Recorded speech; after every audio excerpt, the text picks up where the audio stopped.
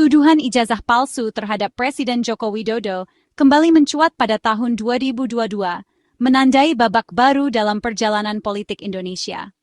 Isu ini sebenarnya sudah lama beredar di media sosial dan forum daring, namun tahun itu menjadi titik balik ketika tuduhan tersebut diangkat ke ranah hukum secara resmi.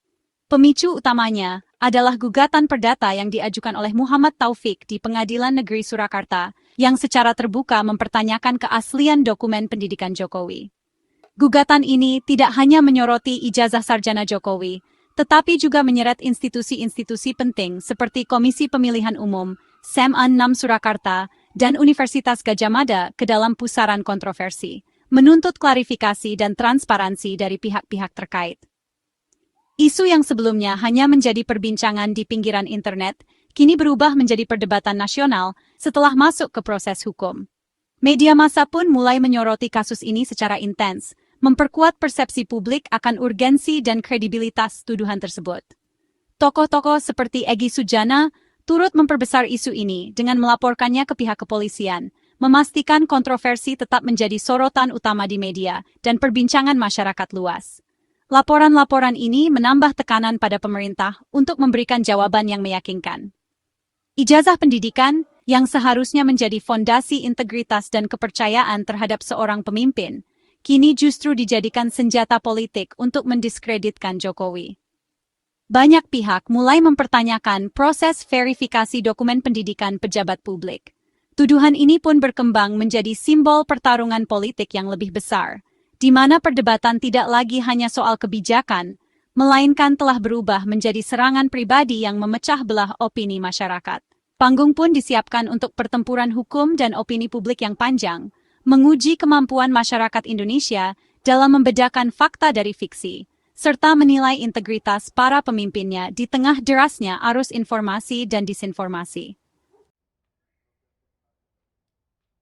Setelah gugatan awal yang memicu kehebohan publik, kontroversi mengenai keaslian ijazah presiden berkembang pesat. Dalam waktu singkat, kantor polisi di berbagai daerah menerima gelombang laporan dari sejumlah pihak yang menuduh ijazah presiden palsu. Suasana di kantor polisi menjadi sibuk, dengan masyarakat dan aktivis hukum silih berganti datang untuk mengajukan laporan resmi. Media pun ramai memberitakan perkembangan ini, menambah tekanan pada aparat penegak hukum untuk segera bertindak. Egy Sujana bersama tim pembela ulama dan aktivis TPUA menjadi salah satu pihak yang paling vokal. Mereka secara resmi melaporkan Presiden Jokowi atas dugaan penggunaan dokumen palsu, dan laporan ini langsung memicu penyelidikan formal oleh kepolisian. Tim hukum mereka menyiapkan dokumen-dokumen pendukung, berharap kasus ini mendapat perhatian serius dari aparat. Laporan-laporan yang masuk menyoroti dugaan kejanggalan pada ijazah dan catatan Universitas Gadjah Mada. Aparat penegak hukum pun harus memeriksa dokumen-dokumen akademik secara detail, mencari bukti-bukti yang bisa memperkuat atau membantah tuduhan tersebut. Tekanan publik semakin besar, menuntut transparansi dan kejelasan dari proses penyelidikan. Tuduhan ini tidak hanya menyeret nama presiden, tetapi juga melibatkan pejabat kampus Universitas Gadjah Mada dan Komisi Pemilihan Umum, KPU. Muncul spekulasi adanya konspirasi di balik layar untuk menutupi kebenaran, sehingga berbagai institusi ikut terseret dalam pusaran kontroversi. Polisi menghadapi tantangan besar, menyelidiki kepala negara di tengah tekanan politik yang luar biasa dan opini publik yang terbelah tajam. Setiap langkah mereka diawasi, baik oleh media maupun masyarakat luas, sehingga proses penyelidikan harus berjalan hati-hati. Setiap laporan yang masuk harus diproses sesuai prosedur hukum yang berlaku, meskipun substansi kasus ini sangat luar biasa dan penuh risiko politik. Aparat harus memastikan semua dokumen diverifikasi secara objektif. Keseimbangan antara penegakan hukum dan stabilitas politik menjadi ujian utama di tahap awal penyelidikan. Karena keputusan yang diambil akan berdampak besar pada kepercayaan publik dan masa depan pemerintahan. Banyaknya laporan di berbagai kantor polisi membuat penyelidikan terancam kacau dan tidak konsisten. Untuk efisiensi, seluruh kasus dikonsolidasikan di bawah Polda Metro Jaya, memastikan satu komando dan penyelidikan terpusat. Subdirektorat Keamanan Negara Polda Metro Jaya ditunjuk menangani kasus sensitif ini, mengingat dampaknya pada keamanan nasional. 5 laporan terpisah akhirnya dilimpahkan ke Polda Metro Jaya, menghindari tekanan dan inkonsistensi di tingkat daerah. Sentralisasi ini juga memudahkan pengawasan publik dan media, serta menjaga standar hukum yang konsisten. Dengan satu tim penyidik, seluruh tuduhan dan bukti bisa dipetakan secara menyeluruh.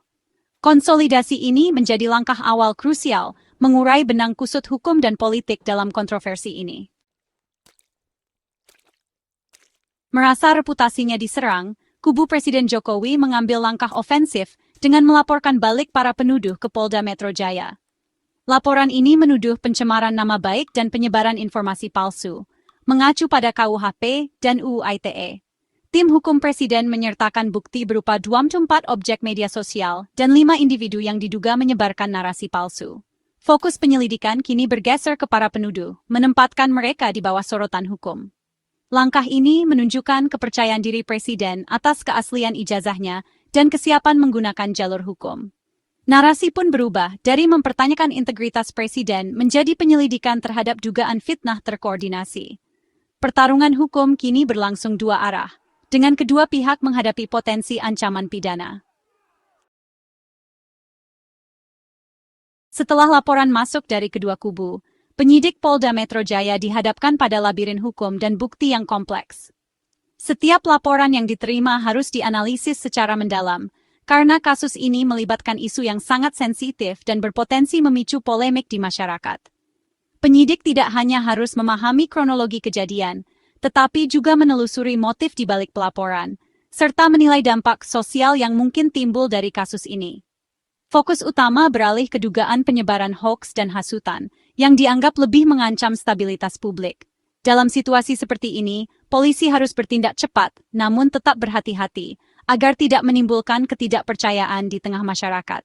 Setiap langkah penyidikan harus didasarkan pada bukti yang kuat dan analisis yang objektif.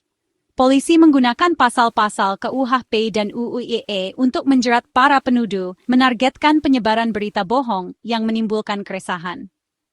Pasal-pasal ini menjadi landasan hukum utama dalam menangani kasus-kasus serupa, karena memberikan kerangka kerja yang jelas bagi aparat penegak hukum untuk bertindak.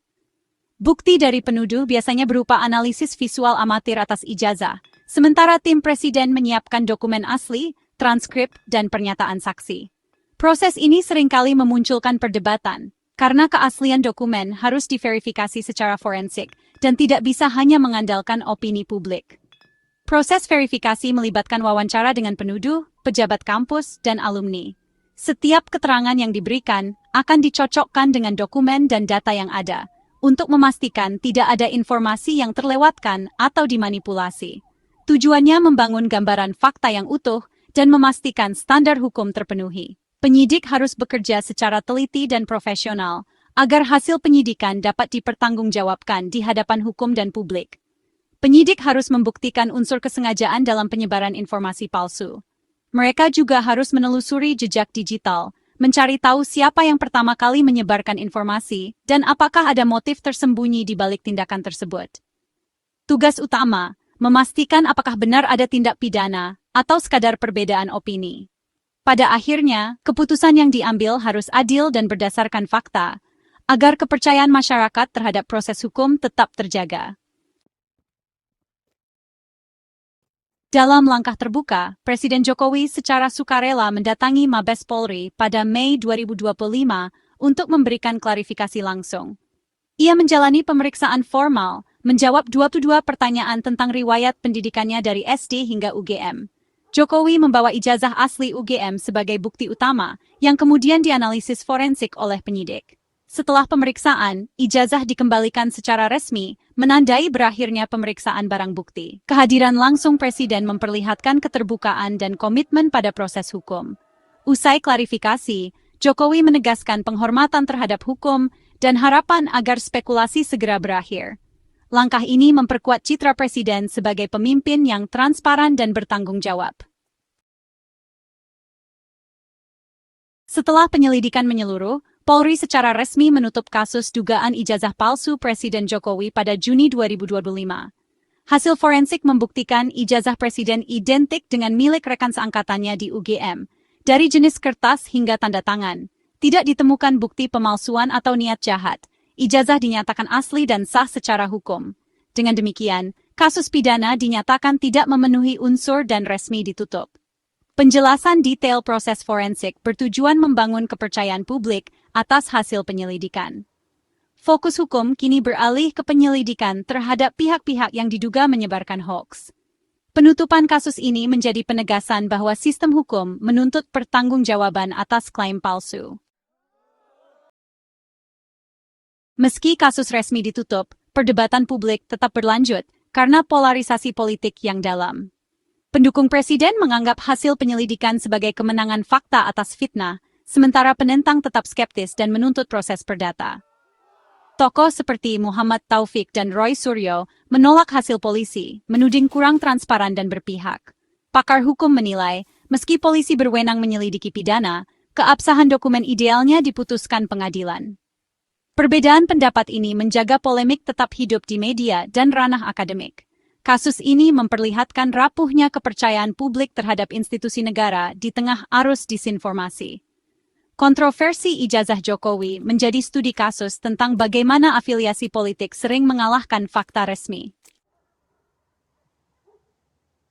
Kasus ijazah Jokowi mengajarkan pentingnya berpikir kritis dan menghargai proses hukum di era digital. Satu klaim tak terverifikasi bisa membesar jadi krisis nasional, memperdalam perpecahan sosial. Proses hukum, meski lambat, terbukti penting untuk memisahkan fakta dari spekulasi liar. Kebebasan berbicara harus diimbangi tanggung jawab agar kritik tak berubah jadi fitnah atau hoax.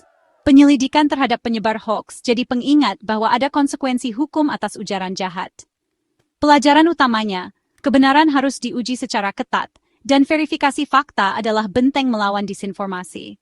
Ini panggilan bagi warga, media, dan institusi untuk membangun budaya pemeriksaan fakta dan penghormatan pada proses hukum.